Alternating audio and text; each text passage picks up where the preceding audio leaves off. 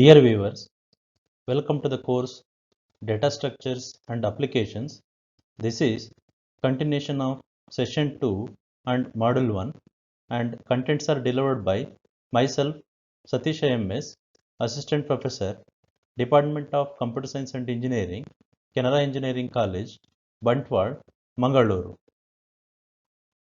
This session covers structure operations, self-referential structures, and union. Structure operations. In the previous session, that is session 2 of model 1, we discussed how to declare a structure and also how to assign a value to a structure member through a structure variable. Let us consider the same example, human being. So with the three member functions, name, age and salary, and this is going to declare, this particular statement is going to declare two variables, person1 and person2, to a structure human being. As I already mentioned that size of the person1 is 16 byte, size of the person2 variable person2 is also 16 bytes. This is because size of the structure variable is purely depends on the number of structure members and its type. So here person1 is 16 bytes, person2 is 16 bytes. Now we'll see how to compare these two structures, that is person1 is one structure, person2 is another structure. If you compare person1 and person2, like person1 is equal to person2 is an invalid statement. Why this is invalid? Because person1 and person2 are not single entities. Inside of person1 you have three members, inside of person2 we have three members, that is name, age and salary. It's not possible to compare the members of a person1 directly with a person2. So therefore this is invalid statement. So we'll see how to compare the members. So if you wanted to compare two structures, you have to compare member by member, one by one. One by one, you have to member by member, you have to compare. So let us see here. Let us take a simple example how to compare the structure members. So this shows the process of comparing the two structures. So here I have declared two variables. Macro definition: false is 0, true is 1. That means if the two structures are equal, then it will return 1. If two structures are not equal, then it will return false. So here I am using one function called as human equal. When this particular statement is get executed, if inside a if statement I am calling a function humans equal, and to this function I am passing two structure, person1 and person2. As you all know that inside of person1 you have three members, name, age and salary. Inside person2 also you have three members, name, age and salary. These two are two different structures with the same members. When the function or when this particular statement is get executed, control goes to the place where you have a function definition of human equal. It will check whether two structures are equal or not. If two structures are equal, then it will return true. Then it will print the message that two human beings are same. Otherwise it will return false. If a false goes to the else part, it will print two human beings are not same. So we'll see how it will print. So here, as I already mentioned, that this function is called from the previous slide by passing two structures, person1 and person2. To receive the values of person1 and person2, here also we are declaring a variables of same type. In the previous slide, person1 is of type human being, person2 is also of type human being. This person1 and person2 variables are different from the variables what you have declared in the previous slide. So the values of person1 is copied to this, value of person2 is copied to this. Now I will compare the name of person1. As I already mentioned that inside a person1 variable you have three members, name, age and salary. So if you wanted to compare two structures, you have to compare member by member. So first member is name. I will compare person1 and person2. So string compare function will compare name of the person1 and name of the person2. If these two are equal, then string compare function will return 0, otherwise it will return 1. So then it goes to the next statement, person1 dot age not equal to person2 dot age. If these two are equal, then it will return 1. If these two are not equal, it will return false. So same way, I will compare the salary of person 1 with person 2. If these two are not equal, then it will return false. Otherwise, finally it will return true. Suppose if name is also same, age is also same, and salary is also same, then it will return a true value. Suppose if the name of the first person is not same as the name of the second person, by that time it will return false. Here from this statement itself, the control will be returned back to the function from where it has been transferred. Why? Because if this field is different, no need of comparing the remaining fields. So if this field is same, then it goes to the next field. If the next fields are different, then here itself it will return the false value to the function. If all the fields are having same value, then finally it will return the value true. Structure within a structure, or it's also called as nested structures. So in this slide, we are going to study how to declare a structure inside another structure. If you declare a structure inside another structure, how to access the members of the nested structure through the variable of the structure. So here, this is one structure of named date. It consists of three members of type integer, month, day, and year. These are the three members. All members are of type integer of structure date. And another structure is human being. You have four members now. One is a name, age, and salary.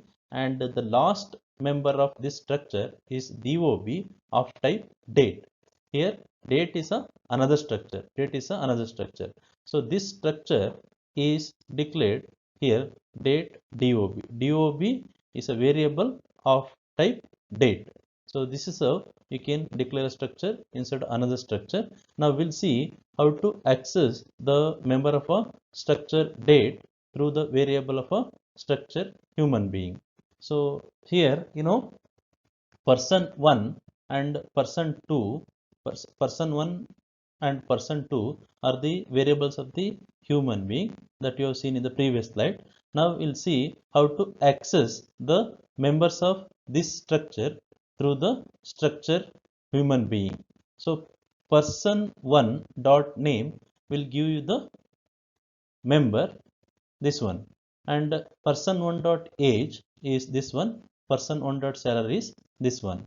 Now this is a structure, this is structure. DOB is of a structure of type structure. So therefore person 1 dot DOB dot month, because inside a DOB again you have a three members, month, day, and year.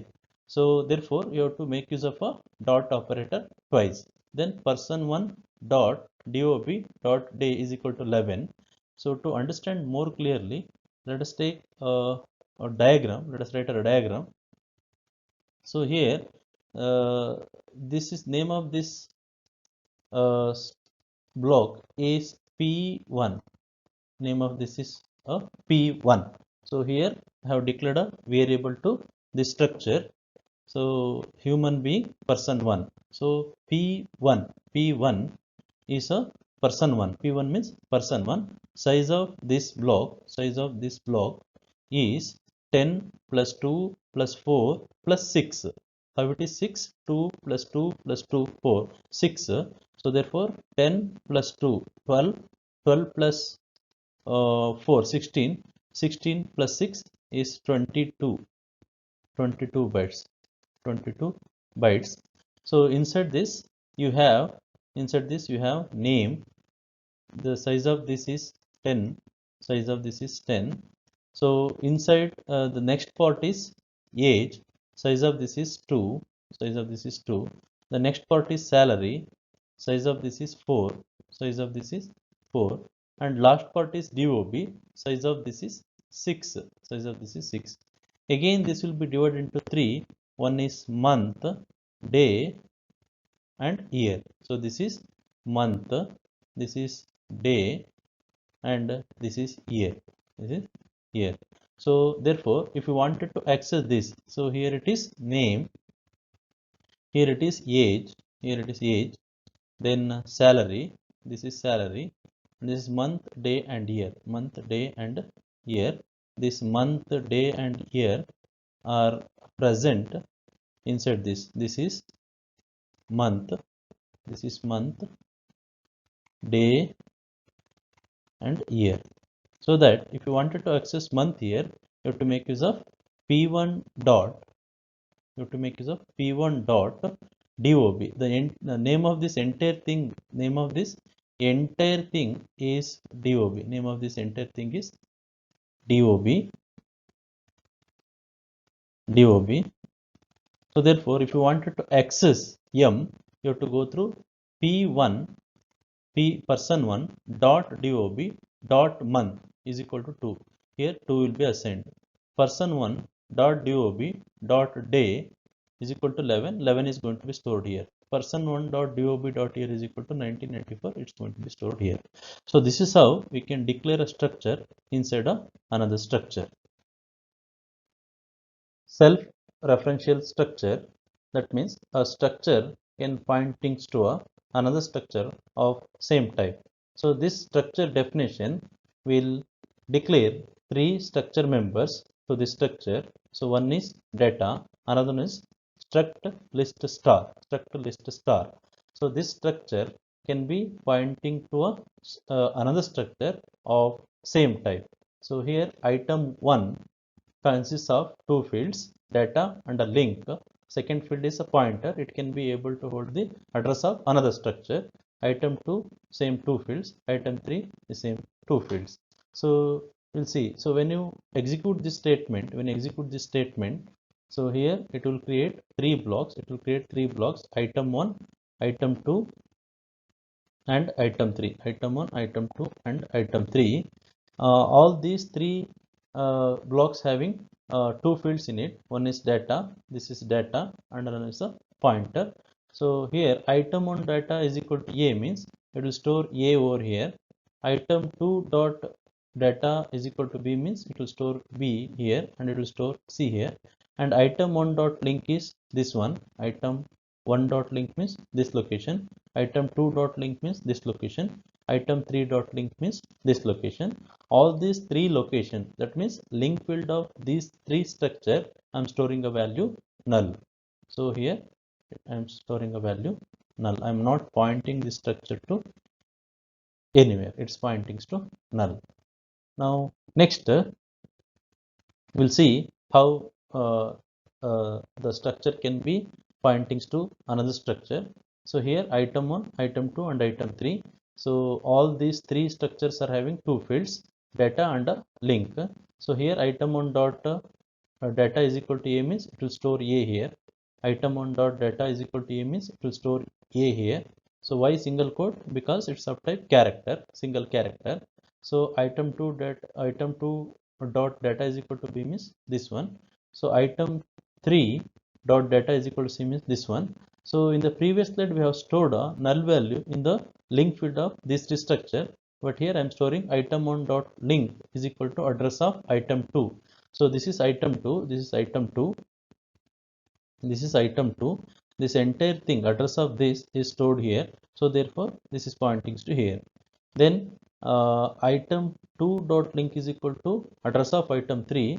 So this is item 3, this is item 3. So address of item 3, this address of this structure is going to be stored here. That's why it's pointing to here. So this is how you can store the address of one structure in the link field of another structure. That is, a structure can be pointing to another structure of same type. Union. So union is almost similar to a structure.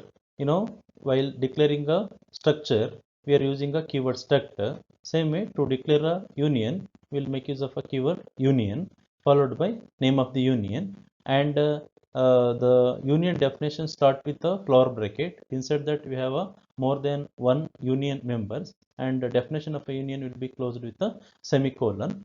So, but the only difference between union and structure is that the memory allocated to a union variable is equal to the largest member of union. In case of a structure, the memory allocated to a structure member is equal to the number of the memory allocated to structure variable is equal to the number of structure members and its type. But in case of a union, the memory allocated to a union variable is equal to the largest member of the union. So here the memory allocated to the variable data is 20 because this is the largest member. And another difference is that in case of a union, only one member is active at any given point of time. So if you try to print the size of the member, here data is a member to this union, so this will print a 20. Largest member is this one, therefore it will print 20. This is the only difference between union and a structure. Union is also used to hold the elements of different types. But only thing is that the memory allocated to a structure member is equal to the largest member of a union. Thank you. Thank you, one and all. Thank you.